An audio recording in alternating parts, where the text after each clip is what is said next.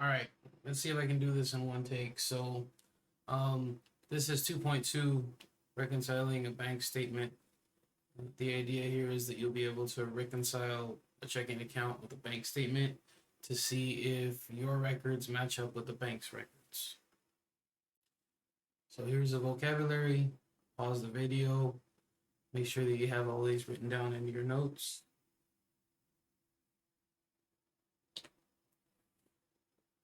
Here's some more vocabulary. Make sure you get these written down in your notes as well.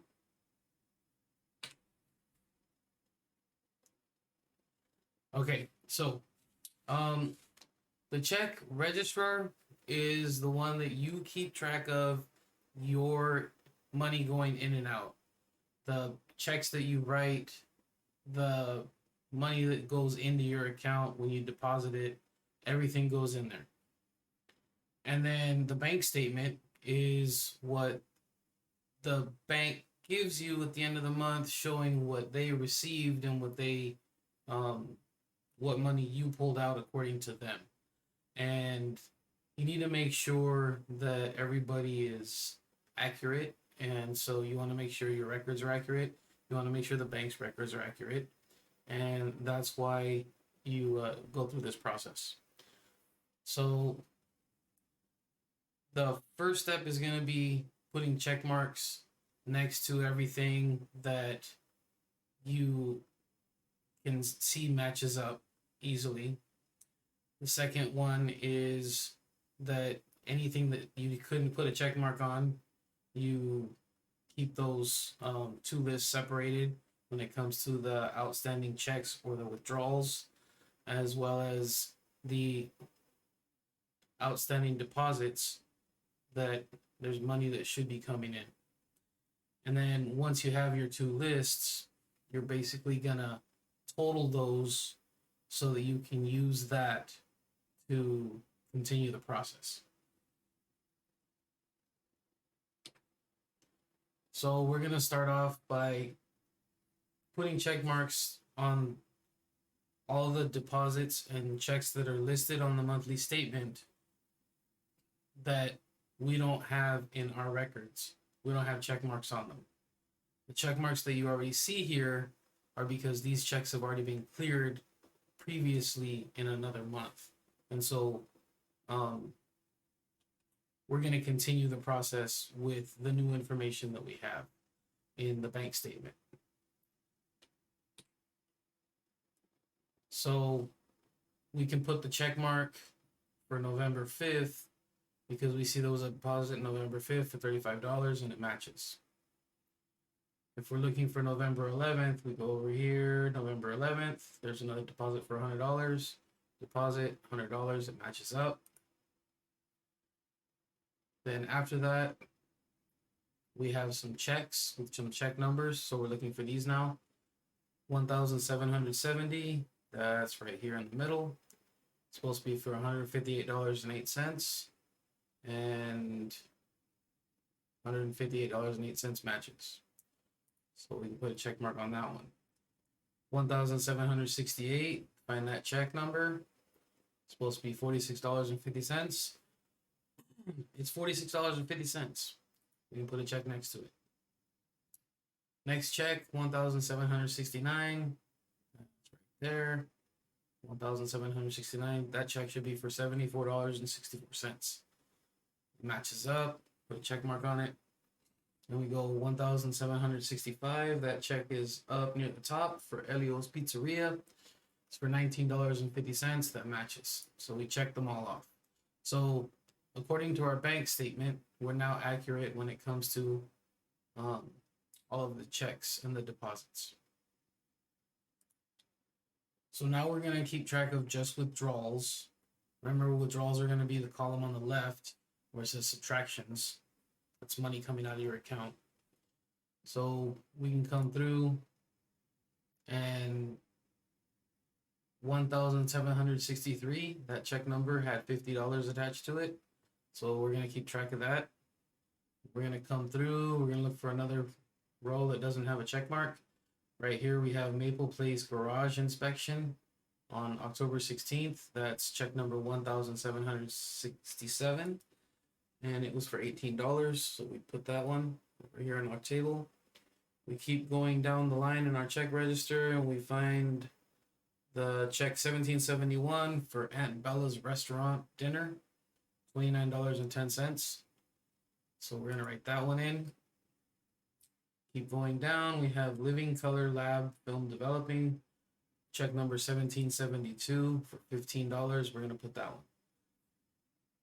Now that we have all of our outstanding withdrawals, we can add those all together. We can total them. So if you grab your calculator, add these all up.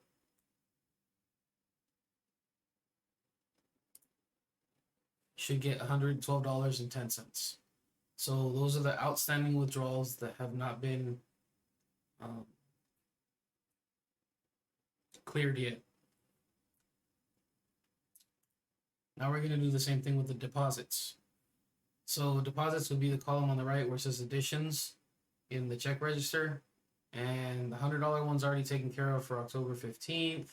The $35 one, we already took care of that one for November 5th. The $100 deposit, November 11th, has already been cleared. But we have at the very bottom, December 1st, there was a $125 deposit that still hasn't shown up in our bank statement. So we're going to write that one down. Since it's the only one to total, it's going to stay $125. But now we know our total outstanding deposits. Now we're going to take those numbers and we're going to use them to balance out our checkbook. So we have the statement ending balance, which is what the bank gave us in the bank statement. It's right here on the right, $628.23. We have the total deposits, which we added them all up earlier. That was $125. We have our total withdrawals outstanding. That was the other list of numbers that we added all together, and that was $112.10. So if we have our our ending balance according to the bank, and if we add the outstanding deposits and we subtract the outstanding withdrawals, then we're going to have our revised statement balance. And what we're looking for is to see if this revised statement balance, once we take into account the outstanding deposits and withdrawals, making sure that it matches up to the check register balance. And since it does, that means that we can say this is reconciled, good to go, everything's the way it should be. If your balances are not equal, something's wrong, there's an error. And that's where you have to look a little bit closer, make sure you didn't forget to put something into your check register. Or if you double check your side of things, then you're trying to find out if the bank made a mistake or if a check got lost in the mail or something else happened. So here's a check for understanding so you can try it out. Caroline starting with $1,078 in her check register. Balance on her bank account statement is $885.84. So it's not matching up to the $1,078 that she has in her paperwork. So you're going to use the money that's not reported on her bank statement that were deposits of $575.250, and then also the two checks that she wrote that were money coming out of her account that still hasn't been taken into account for $195 and $437.84. And if you can get the revised statement balance to match up to $1,078, then that means that Caroline's okay and everything is the way it should be. So this is basically the formula that you use in order to check to see if it works. So try it out, pause the video, and then I'll show you the work and the answers in a bit.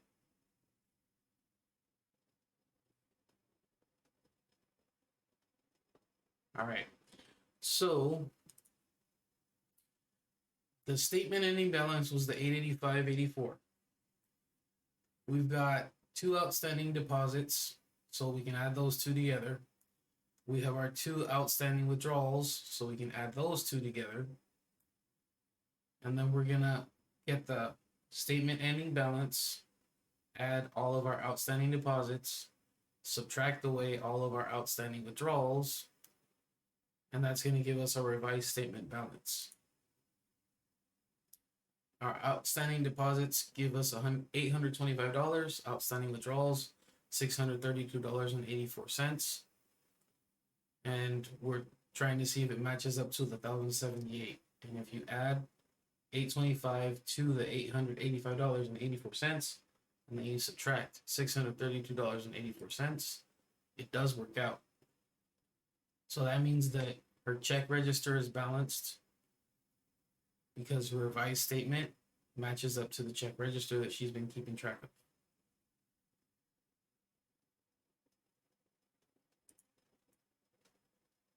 Okay, here's another way of looking at it. You could do this on a computer on a spreadsheet. We're doing the numbers by hand, but you can use what we've used in previous chapters, previous sections, previous examples, and you can make formulas that would actually get the sums for you, and they could do the subtraction and the adding for you. So right here we've got Marina and Brian having a joint checking account. They have a balance of $3,839.25 in the check register. So on line number 12 over here on C12, we're going to put the $3,839.25. It says the balance on the bank statement is $3,450.10. So balance goes right here in C13, $3,450.10. It says not reported on the statement, so these are still outstanding, are deposits of $2,000, $135.67, $254.77, and $188.76. So that means all of those are deposits that are outstanding. They're going to go in this A column. So the $2,000, $135.67, $254.77, $188.76. We have, and $188.76 was the last one of the deposits, and then it goes to 4 checks that are outstanding checks, money going out of the account for $567.89, $23.83, $598.33, and $1,000. So those are going to go over here in the B column. We've got $567.89, then $23.83, $598.33, and lastly the $1,000. So we're sorting them out by the outstanding deposits and the outstanding checks. Next thing we're going to do is we're going to find the totals of each of these columns. So this is where if you're using the computer to do it in the Google spreadsheet, you can use a formula that would sum these 4 deposits together. They would add them all together for you, and it'll be $2,579.20. Or you can use a calculator. It'll do the same thing. On the B column, we're going to add up the $567.89, $23.83, $598.33, and $1,000. Again, you can do it with a computer, or you can do it with a calculator. You get $2,190.05. And now that we have these two numbers right here, we can find out the revised statement balance by getting the statement ending balance, adding to it the outstanding deposits that are supposed to go into the account, and taking away from that the outstanding checks that still need to go out of the account. And if you put that into your calculator, or if you use the spreadsheet to tell the spreadsheet that you wanted to grab, this would be C13 plus A10 minus B10, you'll find out that it's $3,839.25.